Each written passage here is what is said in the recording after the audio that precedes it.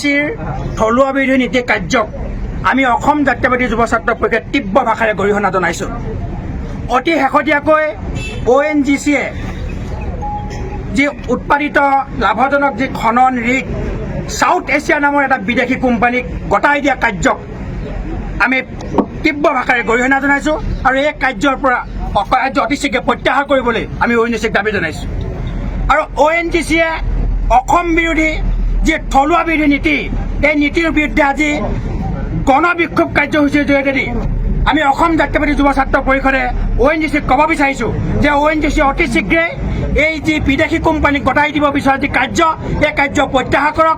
ONGCয়ে 100% থলুৱা নিযুক্তি প্ৰদান কৰক, থলুৱা নীতি বৰ্জন কৰক আৰু ONGCত হাজাৰতকৈ অধিক যি খালী পদ এই খালী পদসমূহ অতি শীঘ্ৰে পূৰণ কৰক। আমি আজি যুৱ ছাত্ৰ পৰিষদে যোৱা 6 তাৰিখে আমি ONGC ঊৰ্ধ্বতম কৰ্তৃপক্ষক এখন স্মাৰক পত্ৰ প্ৰদান কৰিছিলোঁ আৰু 72 ঘণ্টাৰ ভিতৰত আমি তেওঁলোকৰ স্থিতি স্পষ্ট কৰিব দাবী জনাইছিলোঁ।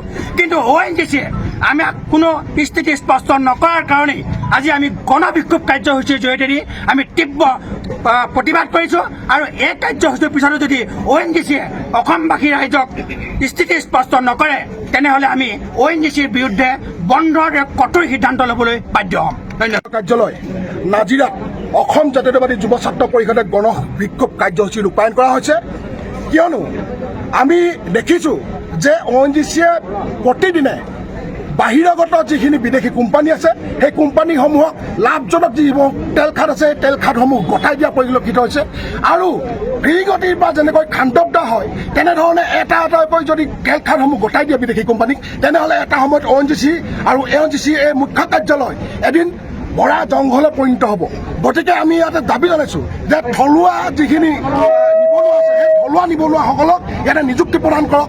আমি এটা দাবী জনাইছোঁ যে বিভিন্ন ধৰণৰ GJSত যিখিনি ঠিকাভিত্তিক কৰ্মচাৰী আছে সেই কৰ্মচাৰীখিনিক বাহিৰাগত UP, বিহাৰ, মধ্যপ্ৰদেশ, ৰাজস্থান বিভিন্ন ধৰণৰ ঠাইৰ পৰা যিখিনি ঠিকাভিত্তিক কৰ্মচাৰী সেই কৰ্মচাৰীখিনি নিযুক্তি দিছে আৰু আমাৰ থলুৱা যিখিনি ল'ৰা আছে সেই ল'ৰাখিনিক উলিয়াই দিয়া হৈছে। গতিকে আমাৰ এই অসমীয়াৰ যিখিনি স্বাভিমান, যিখিনি অসমীয়া ইয়াত প্ৰভুত্ব থাকিব লাগিব, যিখিনি ন্যায় পাব লাগিব সেই ন্যায়ৰ পৰা কিন্তু ONGCয়ে থলুৱা মানুহখিনিক বঞ্চিত কৰিছে। গতিকে অনাগত সময়ত যদি ONGCয়ে এই কথাখিনি যদি অসম জাতীয় যুৱ ছাত্ৰ পৰিষদে এই দাবীখিনি যদি পূৰণ নকৰে তেনে অনাগত সময়ত ONGCৰ বিৰুদ্ধে তীব্ৰভাৱে গণতান্ত্ৰিক আন্দোলন কৰিবলৈ বাধ্য হ'ম আৰু ONGCক সম্পূৰ্ণ বন্ধ কৰি দিয়া হ'ব, সম্পূৰ্ণভাৱে ইয়াত বন্ধ কাৰ্যসূচী ৰূপায়ণ কৰা হ'ব।